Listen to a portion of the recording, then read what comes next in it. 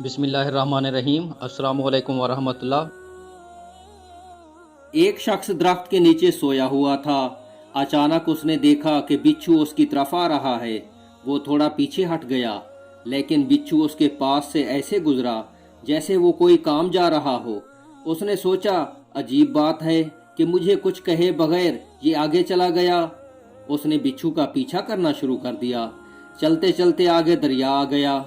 بچھو کنارے کے آگے ایسے کھڑا ہو گیا جیسے کسی کشتی کا انتظار کر رہا ہو۔ تھوڑی دیر بعد ایک پتا پانی میں تیرتا ہوا آیا اور اس کے پاس آ کر رک گیا۔ بچھو اس پر سوار ہوا اور پتا آگے چل پڑا۔ اس شخص نے چھلانگ لگائی اور اس بچھو کے پیچھے پیچھے تیرنے لگا۔ بچھو دریا کے دوسرے کنارے چلا گیا۔ جب بچھو دریا کے دوسرے پار پہنچا تو پتا پھر رکا۔ بچھو اتر گیا۔ وہ شخص بھی کنارے پر آ گیا۔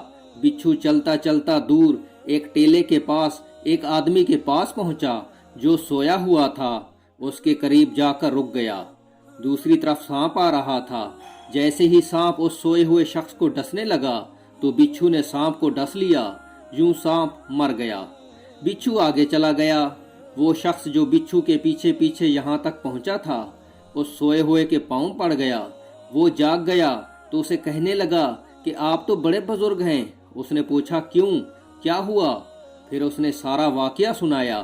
واقعہ سننے کے بعد اس نے کہا، میں تو یہودی ہوں۔ اس شخص نے یہودی کو چھوڑا اور سر سجدے میں رکھ دیا۔ اے میرے مالک، تو ایک بندے کو بچانے کے لیے اتنا بڑا کارخانہ چلاتا ہے تو میرے بارے میں اس سے بھی بہتر کر رہا ہوگا۔ حاصل کلام یہ کہ اگر ہماری آنکھ کھل جائے کہ اللہ تعالی ہمارے ساتھ کیا معاملات کر رہا ہے، وہ کہاں کہاں سے ہماری مدد کر رہا ہے، تو ہم کبھی سر سجدے سے بھی نہ اٹھائیں۔ ہم کسی وجہ سے رو رہے ہوتے ہیں اور اچانک ایک اللہ کا بندہ آتا ہے۔ ہم جس وجہ سے رو رہے ہوتے ہیں وہ اسی کے متعلق باتیں کرنا شروع کر دیتا ہے۔ ہم حیران ہوتے ہیں کہ یہ میرے ساتھ میری باتیں کیوں کر رہا ہے۔ اصل میں اللہ تعالی ہماری مدد کر رہا ہوتا ہے۔